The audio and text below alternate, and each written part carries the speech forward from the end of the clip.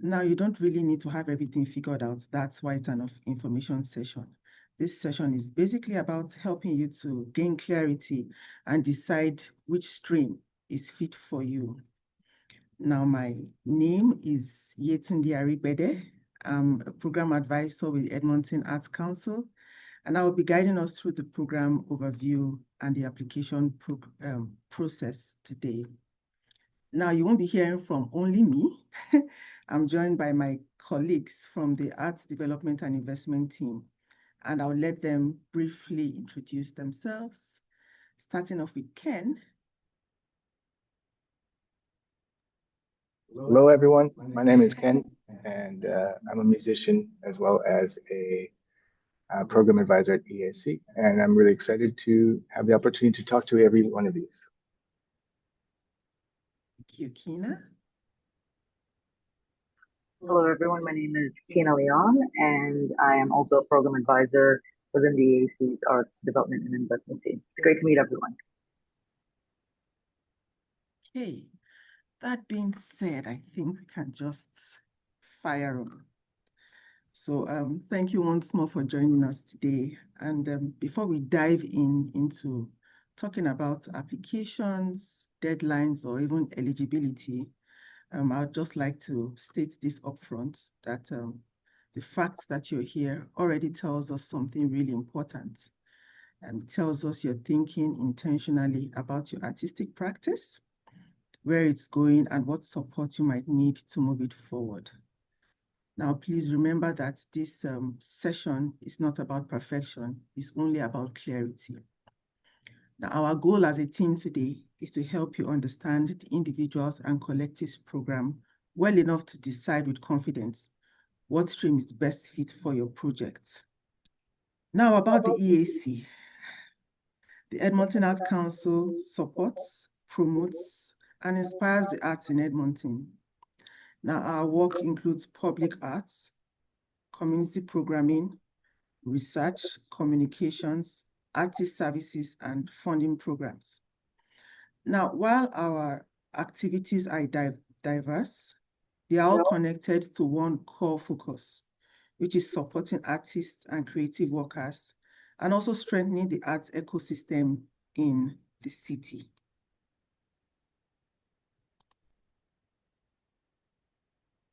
Now, this slide that we're on, it just gives a snapshot of the range of programs and services the EAC delivers, ranging from public art opportunities and community animation to research and funding.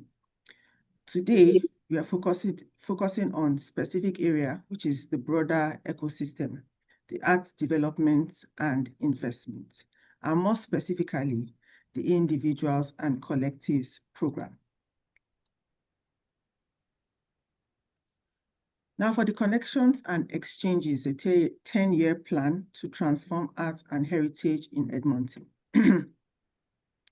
Now this is the City of Edmonton's 10-year Arts and Heritage Plan, and it was created by the Edmonton Arts Council, the Edmonton Heritage Council, and the Arts Habitat Edmonton. This plan sets out a long-term vision for how arts and heritage are supported in Edmonton. It outlines 3 overarching ambitions, including supporting a thriving and well-funded arts ecosystem.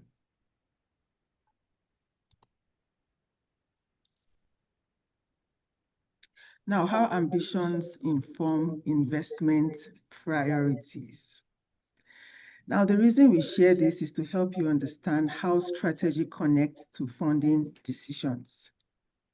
The 10-year plan provides the high-level vision, but the program guidelines translate that vision into measurable goals and assessment criteria. Now, when assessors review applications, they are not just assessing based on personal taste or what they think art should look like. They are assessing how clearly an application aligns with the program intentions outlined in the guidelines. Now, this is just a quick check. How many of you have had the chance to go through the guidelines for individuals and collectives? You can just indicate in the chat. Yes. Oh, awesome. Oh, awesome. Well done, everyone. So we came in ready. That's nice. Thank you very much.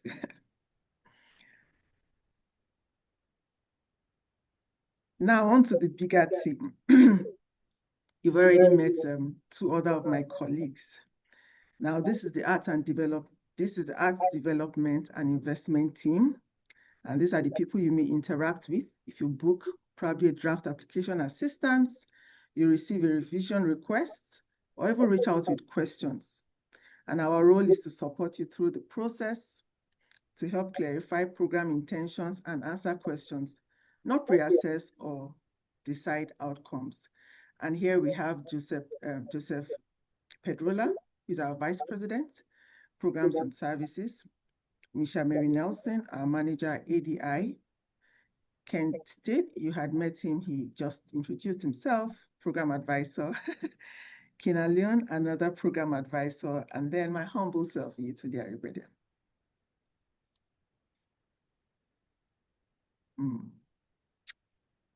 So you may wonder, who should you contact when you have inquiries? Now, for most questions, including navigating Smart Simple, booking draft application assistance, or even asking about timelines, the best place to start is to send an email to grants@edmontonarts.ca. This inbox helps to ensure that your question gets to the right person as efficiently as possible. And any of the names you saw previously are the right people. It could be any of us.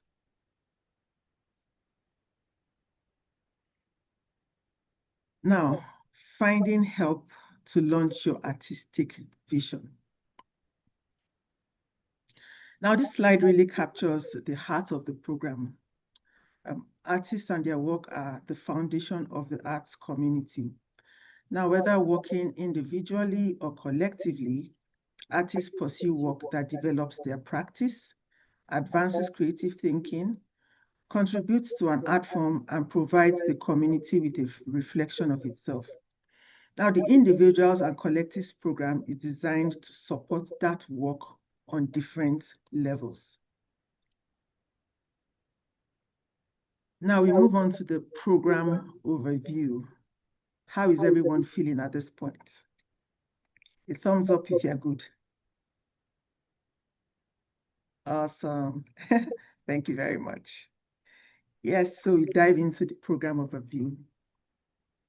Now, the individuals and collectives support artists at a range of stages, from early exploration and research to projects that are already ready for production or presentation.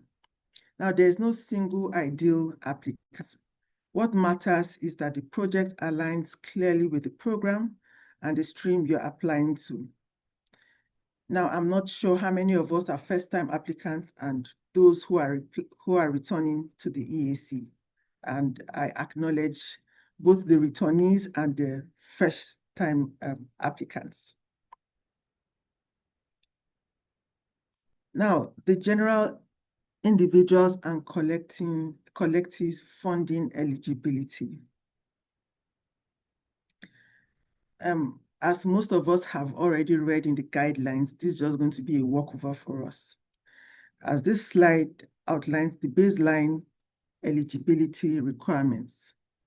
In short, you must be 18 years old or older, have an existing or committed artistic or art sector practice, live in Edmonton or eligible surrounding indigenous communities, and have a valid social insurance number. Now, grants are considered taxable income. Please remember that.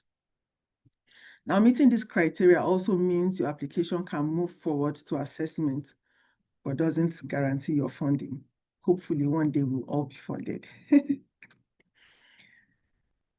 Now, after looking at going through these eligibility requirements again, how are you feeling about eligibility? I want to believe we are all eligible over here. 18 years and older, at least I believe we're all 18 years and older. Awesome. So moving on. Also about the funding eligibility, there are some other things that we should take note of.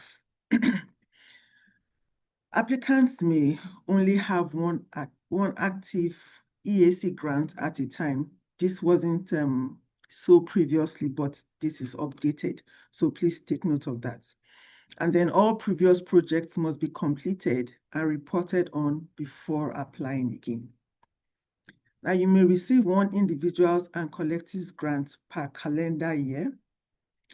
For collectives, a majority of members must meet individual eligibility requirements, and one person applies on behalf of the group.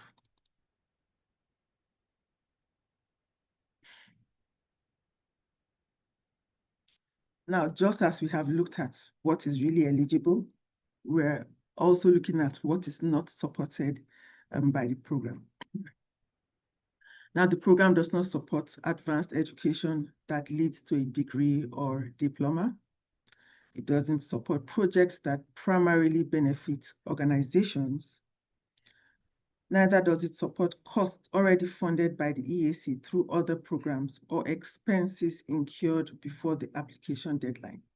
So the application deadline, for instance, is 2nd of March. So any costs that may have been incurred before the 2nd of March is not eligible to be included in the application. Now, these boundaries help keep the program focused and equitable.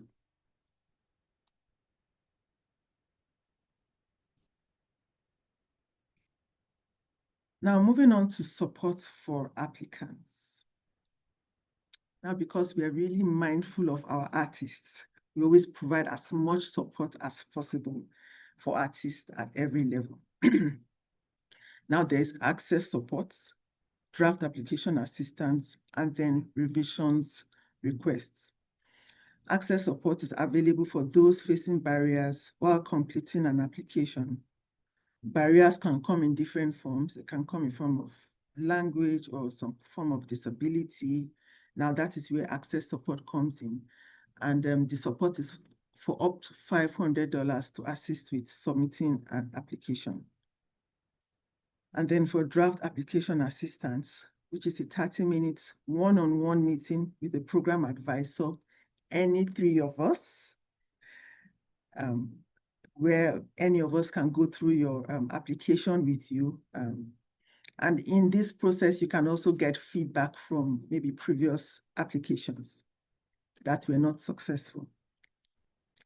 And then revisions requested. This may be issued after submission if clarification is needed with regards to your application. And this will be sent by email or through your updates on Smart Simple.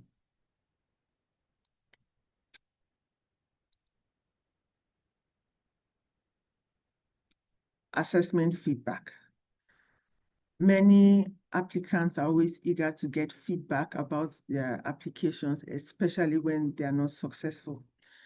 Now, before now, feedback was a standalone service that was provided, but it's no longer so. Any applicant who would want feedback, it is now attached to draft application assistance meetings, which allows you to look back at previous applications and apply that feedback directly to a new draft, which many applicants have found very, very helpful.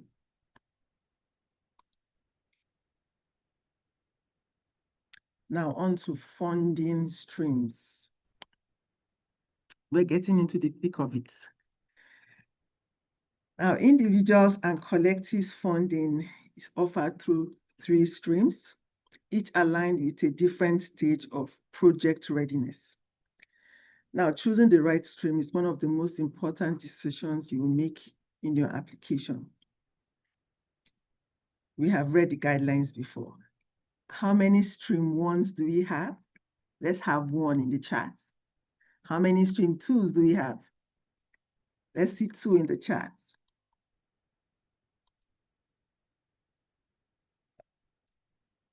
Oh, okay, we're having a lot of, okay, I don't see our response in the chat. Aren't we sure of which stream yet? Okay, The ones are answering. Okay, stream twos, yes, are coming in strong. Where are the threes? Oh, yes, thank you. Oh, nice to see all of you here. Okay, it's nice to have at least an idea of which stream you are aligned to. But then after the information session, probably your ideas may be concretized. So now we go on to stream one. Just a minute, yes.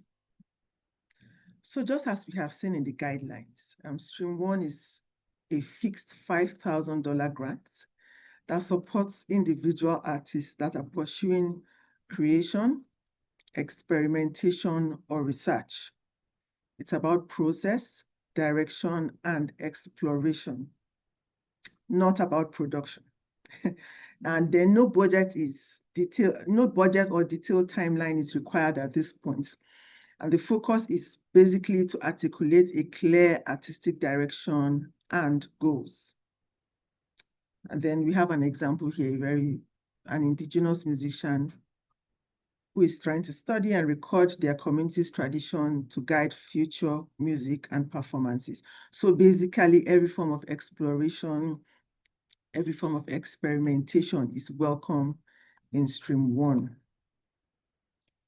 Now, moving on to stream two. Stream two supports professional development, such as mentorships, residencies, and skill training. These are typically short-term training opportunities that expand skill or practice.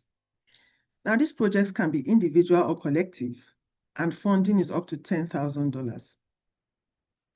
This stream also focuses on expanding your skills, not formal post-secondary education, but it does support meaningful learning experiences. And then we have another example. There are so many examples ranging in this when it comes to mentorship or sharpening up your skills, then you should be considering a stream two. Now, stream three. Stream three is for the projects ready for production or presentation and has funding up to $25,000. Now, this stream emphasizes readiness, clarity of vision, and a well-structured plan. Now, by this stage, the major artistic and logistical decisions should already have been made, and the stream emphasizes readiness, clarity of vision, and a well-structured plan.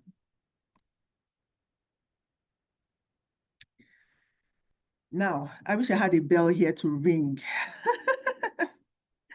The deadline is on March 2nd, as we all know, at 11:59 a.m. I know this looks like a contradiction. Seeing 11:59 a.m. and in brackets you see noon. That's because a lot of people misunderstand 11:59 a.m. to be midnight. So the emphasis on noon in brackets there is just to tell us that by 12 noon, that's afternoon. And then we really recommend that you submit as early as possible to just avoid every form of rush and sometimes when everyone is trying to submit at the same time, we experience glitches and all of that. So to avoid all of those kind of things, just try to finish up your application and submit early.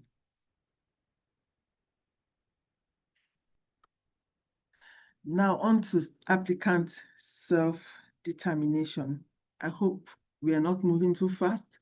I hope the information is not seeming overloading to you.